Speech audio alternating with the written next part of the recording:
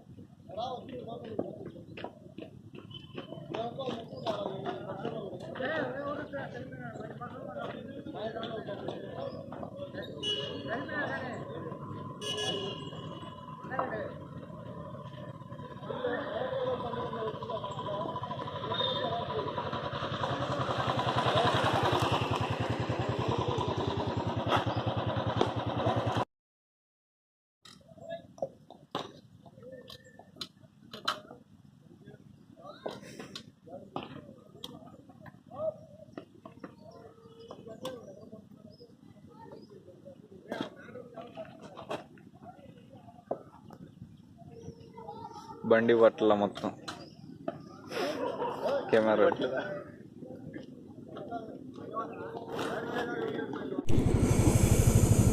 Time వచ్చేసేసి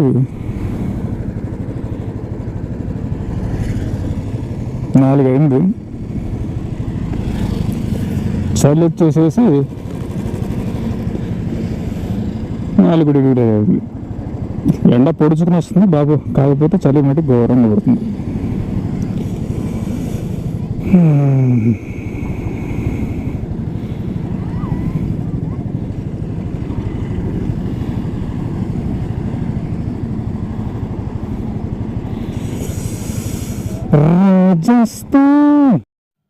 జనరల్గా రాజస్థాన్ అంటే అందరూ ఏమనుకుంటారంటే బాగా వేడిగా ఉంటుంది. రాజస్థాన్ ఎప్పుడు బాగా వేడిగా ఉంటుంది జనరల్ అజంప్షన్ ఉంటుంది.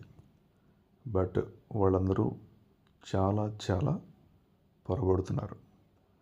రాజస్థాన్ అనేది చలికాలంలో ఎంత చల్లగా ఉంటుందంటే, ఇప్పుడు మనం మనాలి సైడు, లే సైడు, కాశ్మీర్ సైడ్ వెళ్ళామనుకోండి, ఎండాకాలం వెళ్ళినప్పుడు కూడా అక్కడ 0 degrees మైనస్లో ఉంటుంది టెంపరేచరు.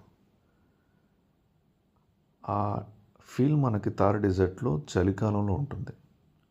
చాలా అంటే చాలా చలిగా ఉంటుంది. ఎవరన్నా రాజస్థాన్ ఈ వింటర్ సీజన్ చలికాలంలో వెళ్దాం, వేడిగా ఉంటుంది అనుకునే వాళ్ళకి నేనేం చెప్తానంటే వెళ్ళొద్దంటాను. అక్కడ వాళ్ళకి చలికి సెలవులు ఇస్తారండి. చలికి డిసెంబర్ నెలలో చలికి హాలిడేస్ ఇచ్చేస్తారు. ఈ మంత్ మటుకు వెళ్ళకండి. మీరు బైక్ రైడ్ చేద్దాం అనుకుంటే ఒక 15,000 రూపాయలు ఉంటే చాలు. ఒక 15,000 రూపాయలు ఉంటే రాజస్థాన్ అనేది వెళ్ళి రావచ్చు. ఓకేనా? ఈ మంత్ మటుకి స్కిప్ చేయండి. నేను రాజస్థాన్ రైడ్ నుంచి వచ్చిన తర్వాత మా తాతగారి లేదు. మా తాతగారి ఇంట్లో 1 సంవత్సరం ఉన్నా. 2020లో మా తాతగారి ఇల్లు ఖాళీ చేయించి ఆ ఇంట్లో ఉన్నాను. నేను 1 సంవత్సరం ఉన్నా. బ్యాడ్ లక్ ఏంటంటే ఆ సంవత్సరం మార్చిలో కరోనా వచ్చినట్టుంది. నేను రాజస్థాన్ రైడ్ 2019లో వెళ్ళాను. 2019 డిసెంబర్లో కంప్లీట్ చేసుకుని వచ్చిన తర్వాత మార్చి 20 అనుకుంటా, మార్చి 2020లో మనకి కరోనా వచ్చింది.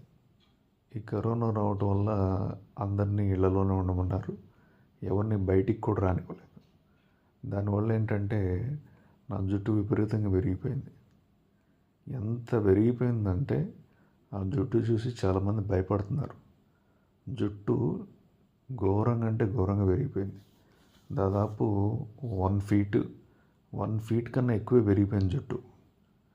జడేస్తే జడ కూడా వేయచ్చు జుట్టుతో, అంత భారీగా పెరిగిపోయింది. 2019లో ఆల్రెడీ కొద్దిగా పెరిగింది. లాక్డౌన్ వేయడం వల్ల 2 నెలలు నేను బయటికి రాలేదు. ప్లస్ బయటికి వెళ్ళిన సెలూన్స్ ఇవన్నీ ఓపెన్ చేయట్లేదు. దానివల్ల ఏంటంటే జుట్టు పెరిగింది.